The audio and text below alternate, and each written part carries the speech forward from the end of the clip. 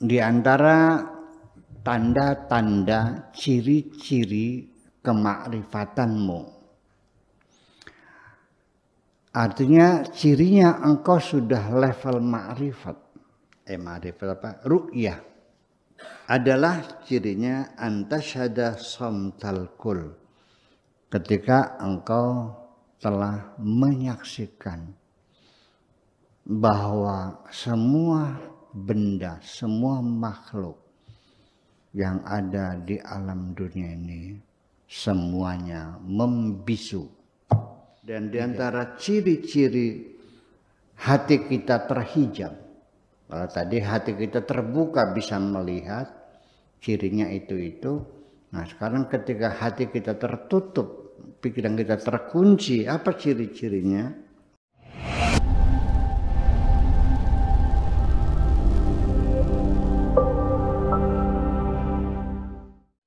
Min ulumi ru'yati an tashhada samtal kulli. Di antara tanda-tanda ciri-ciri kemakrifatanmu, artinya cirinya engkau sudah level makrifat.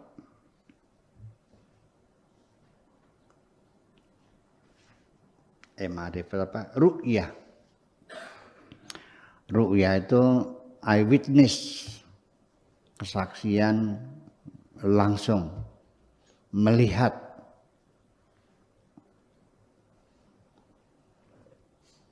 Adalah cirinya antasyhada samtal kul. Ketika engkau telah menyaksikan bahwa semua benda, semua makhluk yang ada di alam dunia ini semuanya membisu. Tidak ada yang bisa berbicara, begu semuanya. Begu apa? Bisu. Ya, begu itu bisu ya. Begu bisu. Semuanya membisu. Tidak ada yang bisa berbicara. Itu salah satu bahwa engkau sudah mencapai tingkat level ru'yah, bisa melihat kebesaran Allah. Maksudnya ru'yah bukan melihat Allah, tapi juga melihat kebesaran Allah. Ternyata semuanya tidak mampu untuk berbicara.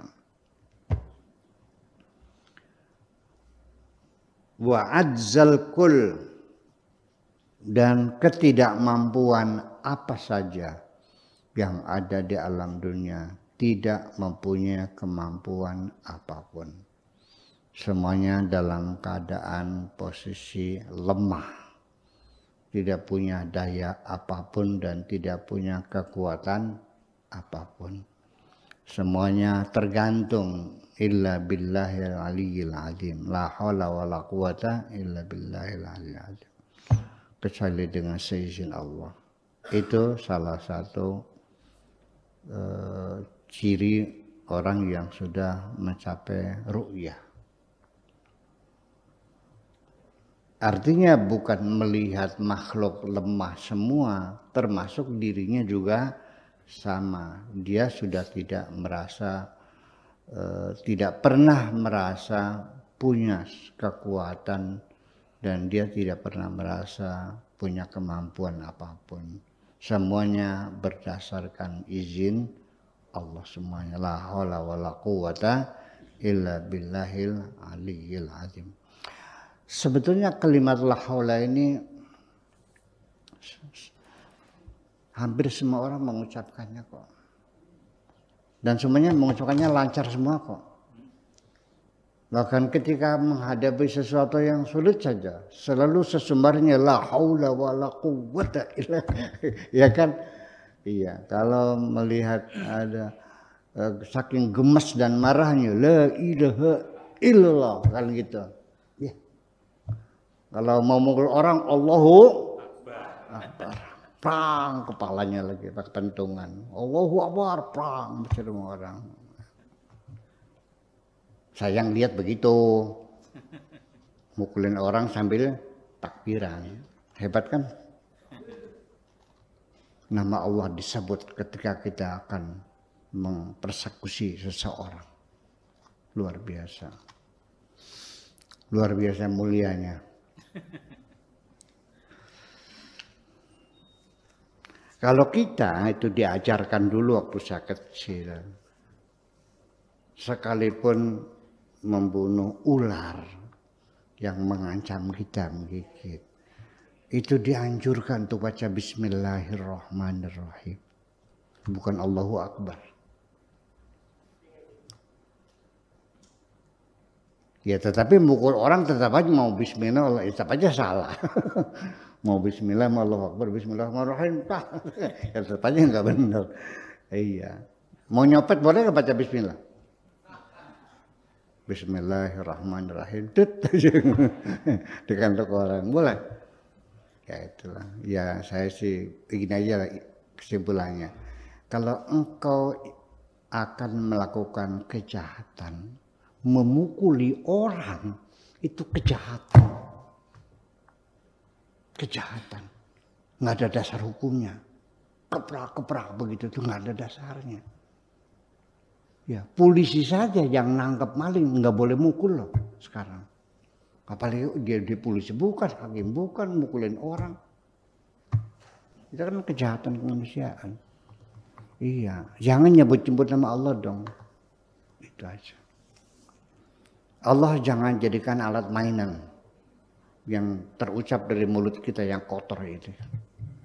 Iya, biarkan nama Allah dimuliakan. Ya, kita hanya menyebutnya dalam hal-hal yang baik-baik saja, dalam hal-hal yang benar, bukan untuk melakukan kejahatan. Iya, jadi artinya mukulin orang, ya karena berebut warisan, berebut batas tanah, ya kan begitu, berebut utang piutang, ya nggak boleh dong ya, nah ini laporin polisi, diproses kan gitu. Kasusnya adalah perdata, jangan lalu pukul, membunuh segala macam, kan banyak sekali. Dan kadang-kadang juga banyak lembaga-lembaga keuangan swasta dan sebagainya, kalau nagih itu pakai debt collector kan, kadang-kadang digebugin segala macam, gimana lagi? Ya nggak benar. Utang ya utang, tapi nggak boleh digebugin orang. Saya juga banyak orang yang punya utang sama saya. Iya. Miliaran orang punya utang sama saya. Tapi ya saya nggak ada maksud memukulin orang, ngapain? Ya lapor aja polisi kan gitu proses. Bukan dipukul. Ya kalau mukulnya nanti utangnya pur, utangnya lunas ini. Iya. Itu kira-kira seperti itu. Jadi ketidakmampuan semacam itu harus kita sadari. Ajal kul wa min ulumil hijab, dan diantara ciri-ciri hati kita terhijab. Kalau tadi hati kita terbuka bisa melihat cirinya itu. Nah sekarang ketika hati kita tertutup, pikiran kita terkunci, apa ciri-cirinya?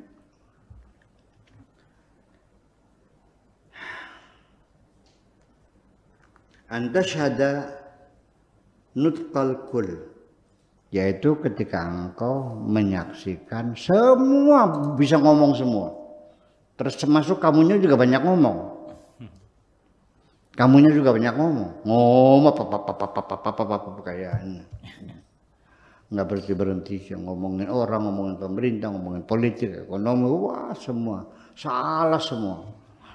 Ngomongin orang sholat, ini bid'ah, ini musyrik, ini wah. Orang sudah sholat diributin sih, yang bid'ah segala macam. Ngurusin itu yang belum sholat tuh. Ini ngurak-ngurak orang yang sudah sholat kok. Betul enggak?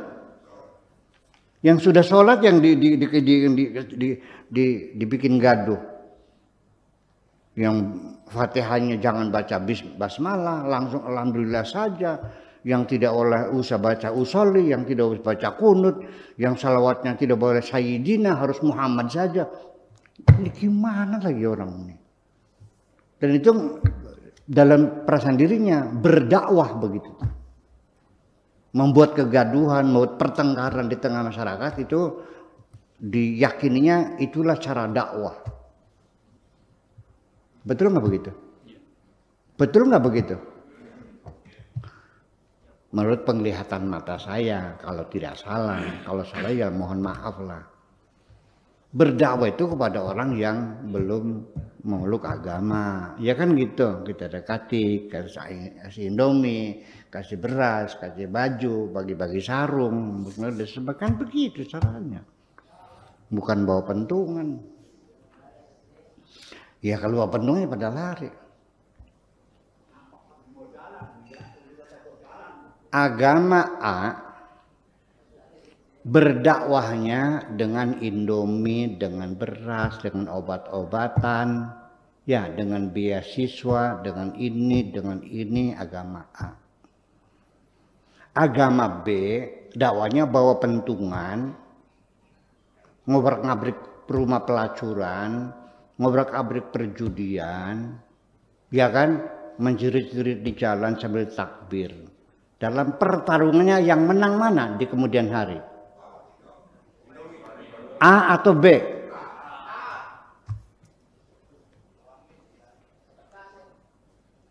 Kalau begitu dakwah semacam ini namanya pemurtadan. Orang malah jadi murtad. Ngeri kan? Nah itu persoalannya. Jadi kita mencoba untuk mencuci otak ulang. Ya, dibasuhan kalau rinso, pakai rinso dicuci lagi otaknya. Mana mungkin jalan menuju surga membunuh orang kok. Mana mungkin masuk surga dengan mencaci maki orang. Nggak usah di akhirat, di dunia saja. Kalau orang mulutnya tukang mencaci maki orang, ngejelek-jelekin orang, banyak temannya enggak? Ya iya. Orang juga nyebelin jasanya tuh. Iya. Ya saya selama ini ya lebih suka diam sajalah, nggak usah berbantah. Dan tolong saya ingin menyampaikan Anda pasti gagal ketika memancing-mancing saya untuk bertengkar dengan Anda. Karena saya tidak punya waktu untuk bertengkar. Walau bagaimanapun saya tetap akan menghargai Anda. Sekalipun Anda mencaci maki diri saya dan menyalah-nyalakan saya, tetap Anda saya hormati. Karena saya tidak ingin menghinakan siapapun. Ketika santri saya mengatakan, "Buya, kenapa nggak dilawan aja? Kenapa masih dihormati juga? Loh, apa salahnya orang berbuat baik? Memang salah berbuat baik? Ya udah." Iya, dan saya minta ampunan. Saya tidak akan membantah, menyangkal, menerangkan, menjelaskan, merespon, tidak. Silahkan Anda berkomentar apapun, silahkan. Dan silahkan disiarkan seluas-luasnya. Karena yang memuliakan saya hanya majikan saya. Yang bisa menghinakan saya hanya dunungan saya. Hanya majikan saya. Tidak ada siapapun yang bisa merendahkan saya dan memuliakan saya. Ini kata ucapan dunungan saya. Innaka tu'izzu man tasya wa tudhillu man tasya. Engkaulah yang memuliakan siapapun yang kau kehendaki. Dan engkaulah yang bisa menghinakan siapapun yang kau kehendaki. Bukan kamu. Percayalah. Dan bagi saya tidak ada masalah orang sealam dunia menghina saya. Asal aku disanjung oleh Tuhanku, selesai semuanya. Itu aja. Paham? Paham?